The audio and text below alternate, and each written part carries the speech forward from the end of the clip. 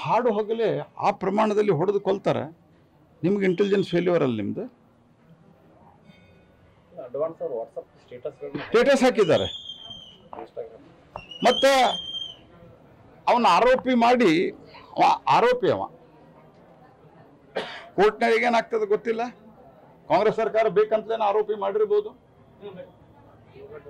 ನಾನು ಪ್ರೀ ಜಡ್ಜ್ಮೆಂಟಿಗೆ ಬರ್ತಾ ಇಲ್ಲ, ಮಾಡಿರಬಹುದು ಅಂತ ಹೇಳಿದ್ದಾನೆ. ಕೋರ್ಟ್ನಾಗ ಡಿಸೈಡ್ ಆಗಲಿ. ಆದರೆ ಆರೋಪಿ ಇರೋ ತನಕ ಅವನಿಗೆ ರಕ್ಷಣೆ ಕೊಡಬೇಕಾದ ಜವಾಬ್ದಾರಿ ಯಾರ್ದು? ಹಾಗಾಗಿ ಈ ರೀತಿಯಾದಂತಹ ವರ್ತನೆ ಇದು ಅತ್ಯಂತ ಖಂಡನೀಯ. ಹಿಂದೂ ವಿರೋಧಿ ನೀತಿ, ಒಂದು ರೀತಿ ದೇಶ ವಿರೋಧಿ ನೀತಿಯನ್ನು ಅನುಸರಿಸ್ತಾ ಇರುವಂಥ ಕೆಲಸ ಮಾಡ್ತಾ ಇದ್ದಾರೆ. ಇದನ್ನು ತೀವ್ರವಾಗಿ ಖಂಡಿಸ್ತೀನಿ. ಸುಭಾಷ್ ಶೆಟ್ಟಿ ಹತ್ಯೆಗೆ ಸರ್ಕಾರದ ಎಂಥ ಕ್ಯಾಶುವಲ್ ಪ್ರತಿಕ್ರಿಯೆ ಇದೆ.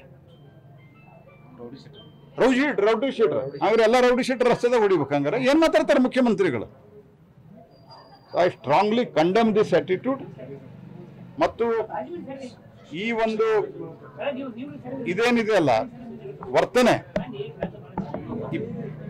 26 ಜನರ ಸಾವು ಅಥವಾ ಒಬ್ಬ ಜನರ ಸಾವಾದರೂ ಸಹಿತ ನಾವು ಗಂಭೀರವಾಗಿ ಪರಿಗಣಿಸಿ ನಾವು ಅತ್ಯಂತ ಕಟುವಾದಂಥ ಕ್ರಮ.